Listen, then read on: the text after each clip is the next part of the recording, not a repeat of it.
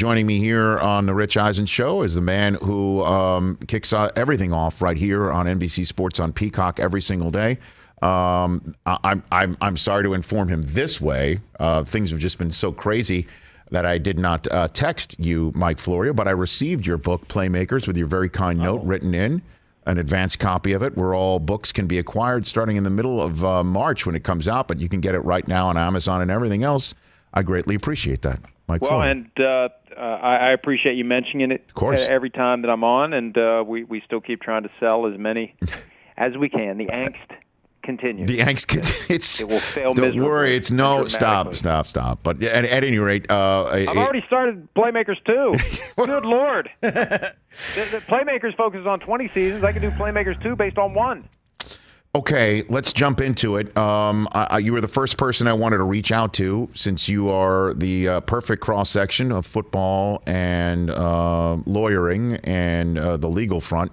What did you make of Brian Flores' lawsuit filed yesterday?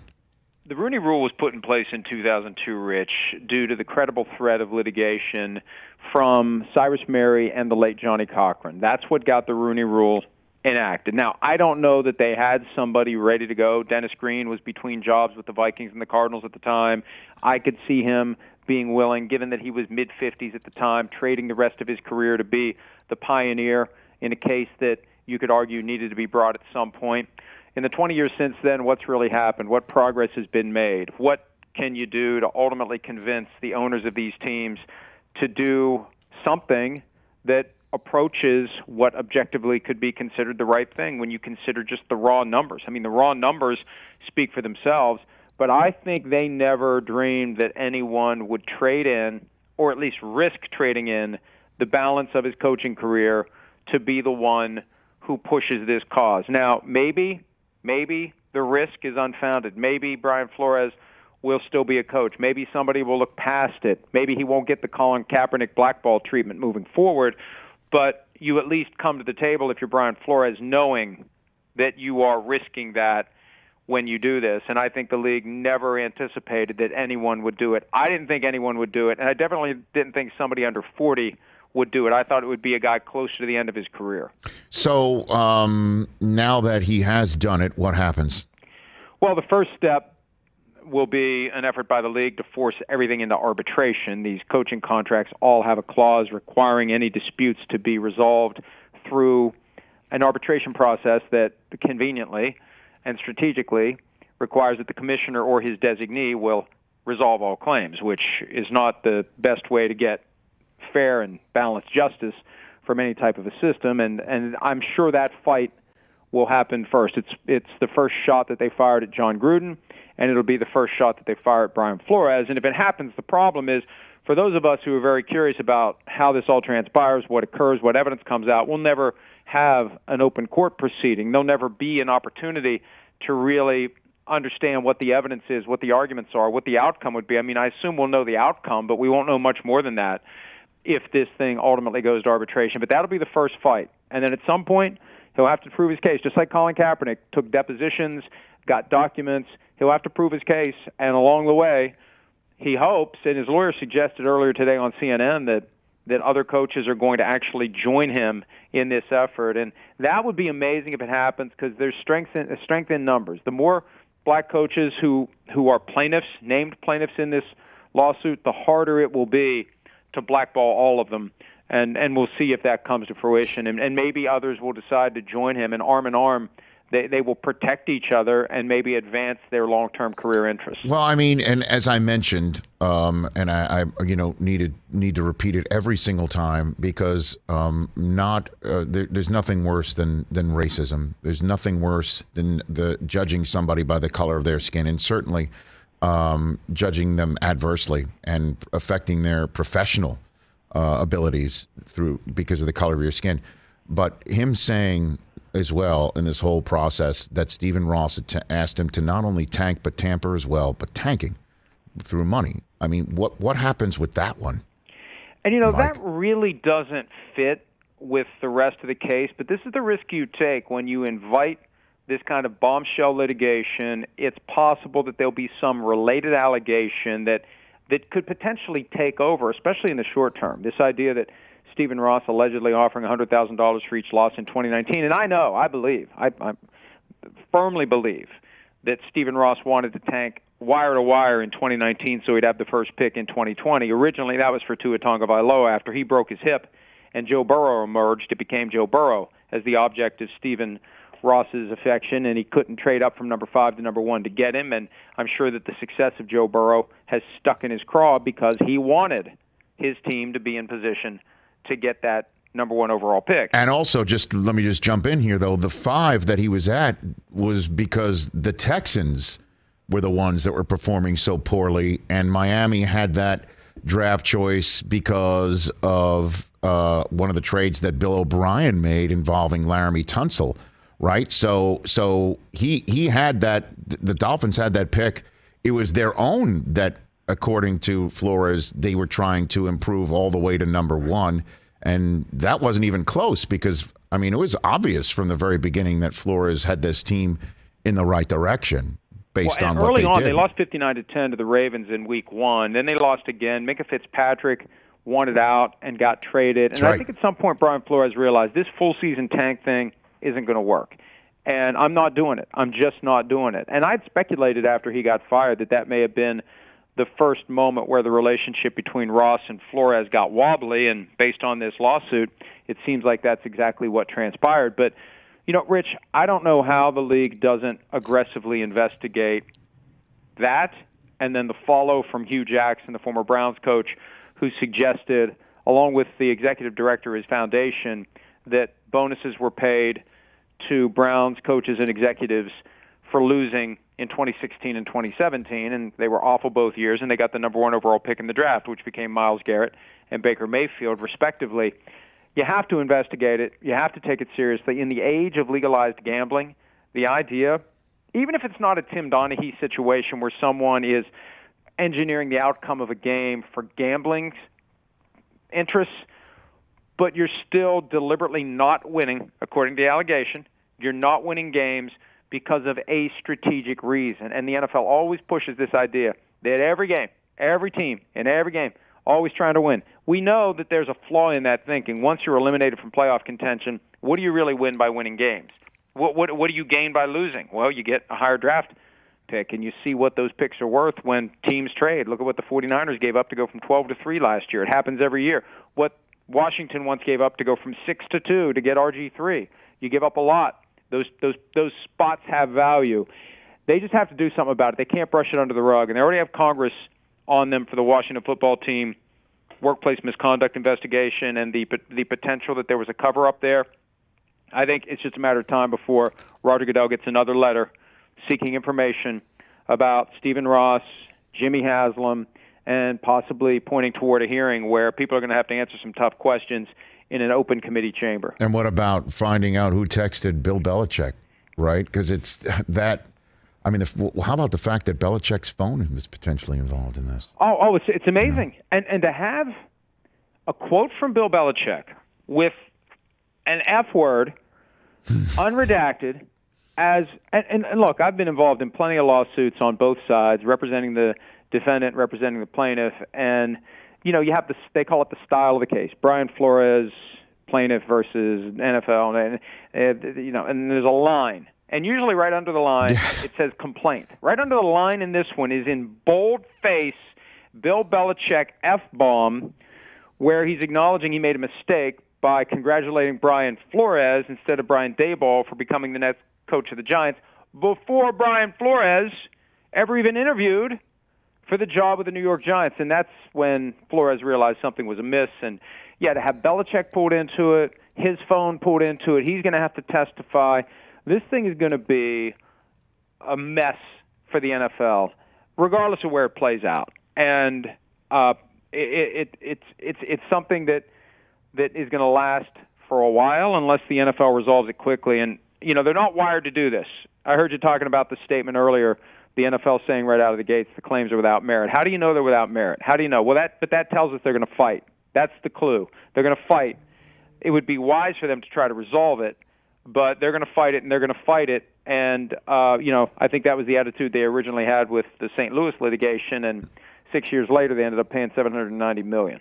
So, and I guess to, if you will, put a button on it for the moment, then what could be the resolution to it? I mean, because I was reading through it, and Flores, through his legal counsel, was asking for committees to be set up and demand that owners put in writing exactly why somebody was fired, and as well as create a money pool for for the, I guess, promotion of candidates of color. I'm trying to figure out what he's looking for and what could be done to actually improve the Rooney Rule, which I think everybody involved agrees needs improvement, for sure. And some of that may have been for the benefit of the media. Look, what you get in court is typically he's asked for what they call injunctive relief, where a court says that you must do X, Y, and Z. And first you got to get a finding of liability. The usual outcome is the payment of monetary damages. But through a settlement process, you get whatever the two sides agree to. And he could ask for certain terms unrelated to the payment of any money. And if they can reach an agreement, then that's all that matters. But first, the league has to be motivated to reach an agreement. And this gets into how the legal business works. Look, the firms that represent companies like this, and I worked at one when my legal career first started back in 1991, and the managing partner of the firm was visiting our office, and the thing he said that I will never forget, we aspire to represent cost-insensitive clients, which means they're not going to complain about how much the bill is every month. They don't care if we put umpteen lawyers on the file. You want big cases with big companies, with big stakes, and that's how you make your money as one of these firms. And you don't make your money if right out of the gates the big client in the big stakes litigation says, maybe we should resolve this and make it go away. So this is all pointing toward a fight, not a resolution. And they'll probably regret it at the end of the day. Hey, maybe, you know what? Maybe it'll all work out for them. Maybe they'll. But, Rich, I mean, the evidence has been hiding in plain sight. It's obvious to anyone who's paying attention. There's an issue with the representation of black coaches as head coaches, given the number of black players, the number of black assistant coaches. Historically, it has been abysmal, and it was just a matter of time before somebody decided, I'm going to be the one to put my name on the fight against the NFL for something that we all know. We all know it's been a problem. So this is a mess for the NFL, and I don't like how they've handled it so far. We'll see by next Wednesday when the commissioner meets with the media at the demo field at the NFL Network headquarters at SoFi Stadium. We'll see what he has to say when he's asked some questions about it. That's going to be an occasion for him to earn some of that $65 million a year. So let me ask you this then. What about the idea of Flores getting hired? I mean, if you want to just put it in brass tacks, a win-win around is that, number one, Flores is employed as he deserves to be. Two, an organization gets an outstanding coach.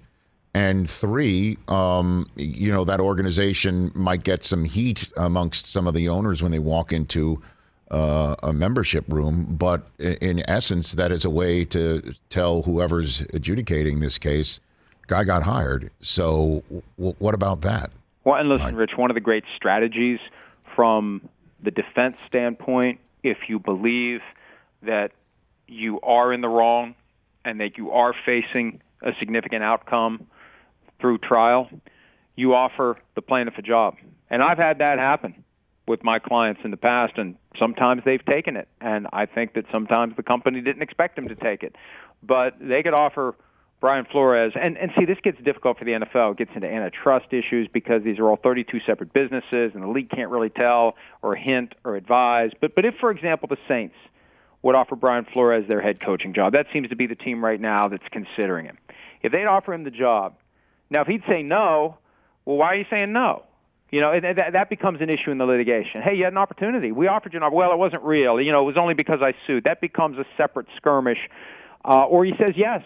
And, you know, does that take some of the steam out of the litigation? But hopefully the Saints consider him. I mean, ideally, and we know ideally doesn't happen very often, but ideally they consider him and they make a decision on who their best candidate is, regardless of whether or not he's pursued this litigation. There's a lot of people out there that think it's okay to retaliate against someone who's sued, like, how dare you sue? We're never going to hire you again. that's a separate violation of the law if it happens. You can't retaliate against somebody who has advanced their legal rights.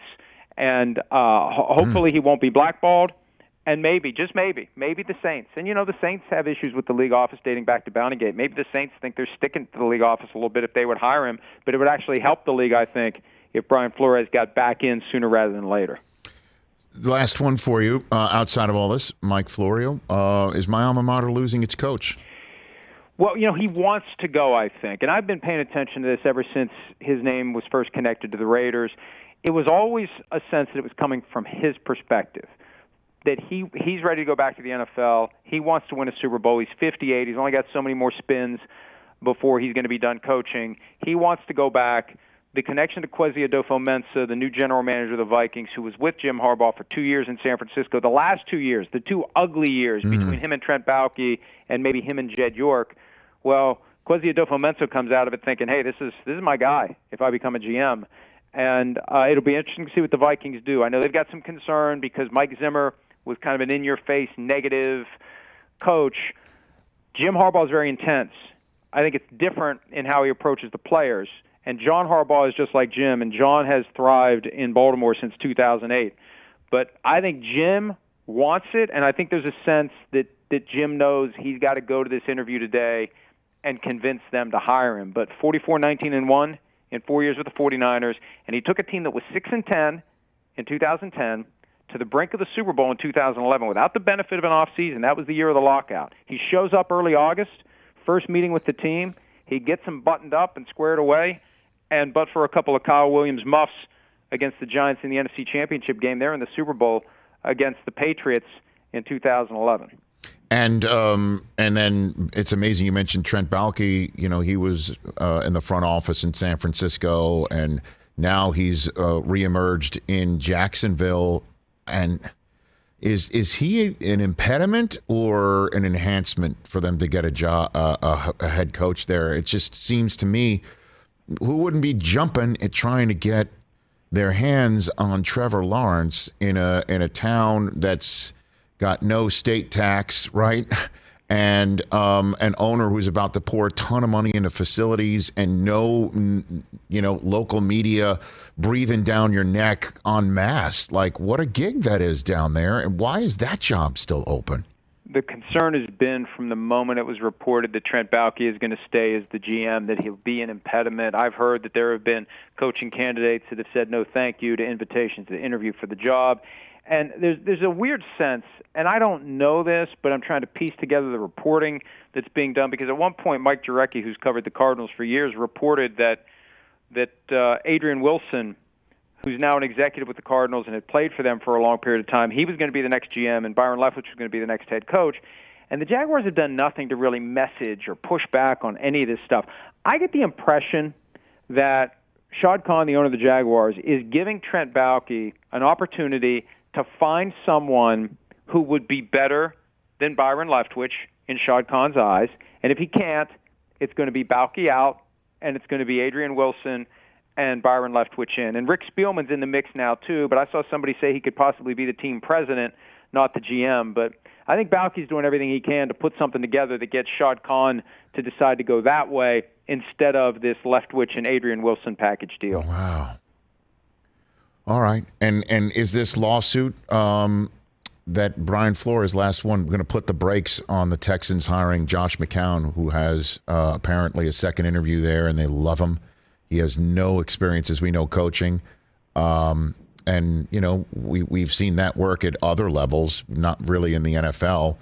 But is that what happens there now in Houston, do you think? One of my first thoughts yesterday, Rich, was Brian Flores maybe should have waited until all these other jobs were filled, because it would strengthen his case if there are no black coaches hired in this cycle. But in a weird sort of way, he possibly has done some of his colleagues a favor, because some of these teams may decide we need to, from a PR standpoint. It's not really going to help the lawsuit defense, because it's going to be, obvious, and Flores' lawyer will say, well, come on, that's meaningless. You did that after we filed the lawsuit. Of course, that's why you did it. But from a PR standpoint, there's value. And you can't have the dust settle on this cycle and have one black coach in the NFL. You can't. And it looks like that's the direction it's going. But this McCown thing, I don't think that Brian Flores will surface as the coach of the Texans. There's a section of his complaint that specifically targets them. So, I don't think they're going to forget about that quickly. But this McCown thing, I have people say, well, he was quarterback for 16 years in the NFL. He's qualified to be a head coach right out of the gate. Why aren't the Saints interviewing Drew Brees to be the head coach then? Why didn't the Chargers interview Phillip Rivers to be the head coach? I mean, you can go down the list of guys who played in the NFL and actually played, weren't backups. And they're never mentioned as potential out of the gates, no experience required, NFL head coach. It's offensive to all coaches of all races that have been working and understand what it takes to potentially be a head coach someday, because there's only so many of these jobs. The supply outweighs the demand. There are people out there who, if you give them that job, they'll figure out how to do it. And the notion that they would give, and I like Josh McCown, but the notion that the Texans would give him that job with no experience is offensive to anyone out there who's been busting their ass to try to position themselves for one of these rare opportunities. Mike Florio, greatly appreciate as always. We'll see you out here next week. And again, everybody get Playmakers in advance. The book comes out in March, but you can get it where all books are acquired right now. Mike Florio on how the NFL really works, parenthetically, and doesn't. Thanks for the time here. Thanks, Rich. See you, pal. You bet. That's Mike Florio here. Hey, you watched all the way to the end. Thanks for that. Watch more right here.